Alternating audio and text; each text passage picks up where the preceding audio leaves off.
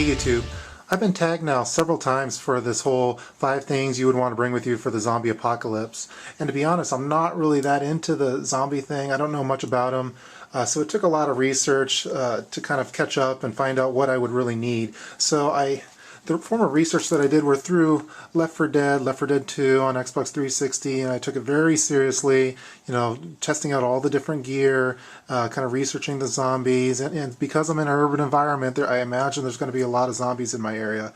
So, you know, with all the projects that I do, I try to take it real seriously, and the zombies was, you know, of the utmost importance for me. So I really took a lot of time researching this. So I want to show you what I kind of came up with for my 5 things that I would take to the zombie apocalypse. Now I'm really hoping that I'm allowed to bring my EDC, because isn't that the whole reason why we have EDCs, is to prepare for the zombies? So so a lot of you, if you've seen my videos, you know that I have a tiered system for my EDC, and you know that involves different knives, flashlights, and other gear. So what I ended up having to do, I had to add another tier to this, and this was a tier specific to the zombie apocalypse. So this is going to be tier 6.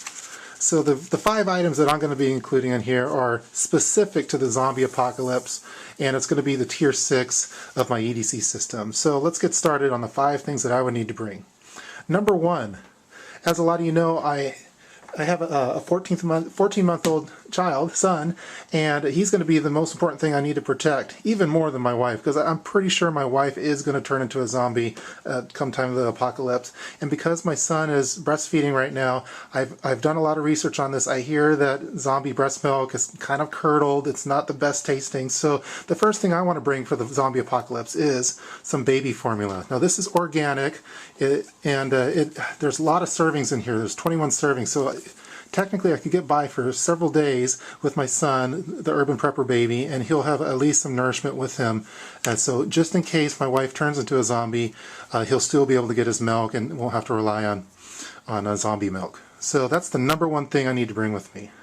Number 2, I don't really have a shotgun. I don't have an AK-47. I don't have an assault rifle. I have 1 gun, and it's part of my EDC already.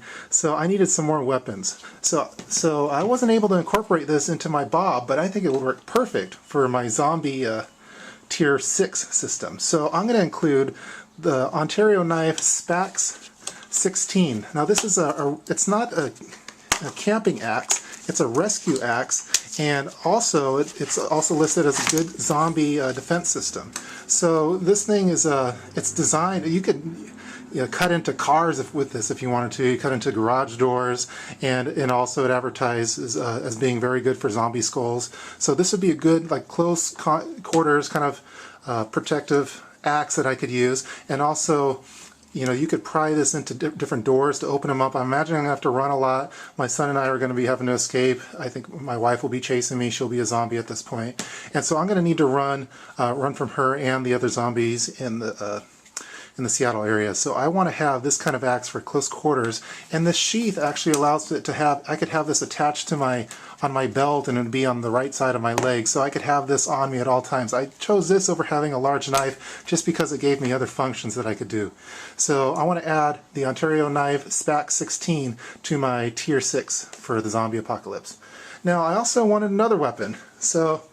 And since I don't have any kind of large guns, I needed a weapon that was, you know, kind of reusable. I didn't have to have a bunch of ammo, and I thought the best thing, as far as for my research that I did, spent a lot of hours researching these, is I just wanted to go with the very simple Louisville Slugger baseball bat. It's made of wood.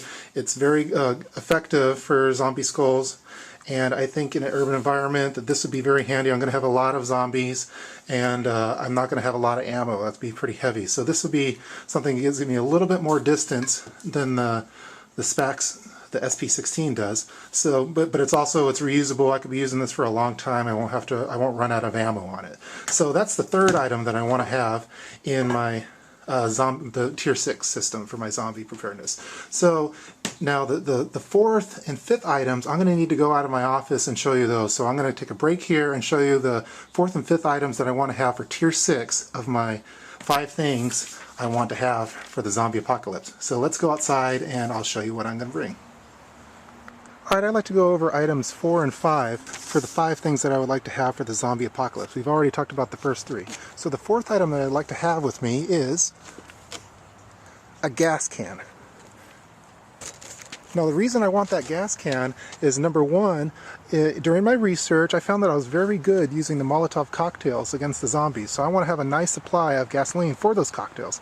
Number two, I imagine that since I'm in the city, I think my best option is to just get out of town, and I'm going to need to be driving a little bit, and I'm going to run out of gas eventually. So what my plan was to use the SPAC 16 and use this endpoint here to puncture into other people's gas tanks in their cars for abandoned cars, and then I would just use that to open a hole in that and let the gas pour out into the gas can like that. So that'd be a way that I'd be able to constantly fill up my gas in the car that I'll be in, as well as having gas for the Molotov cocktail. So that's item number 4. So let me show you item number 5.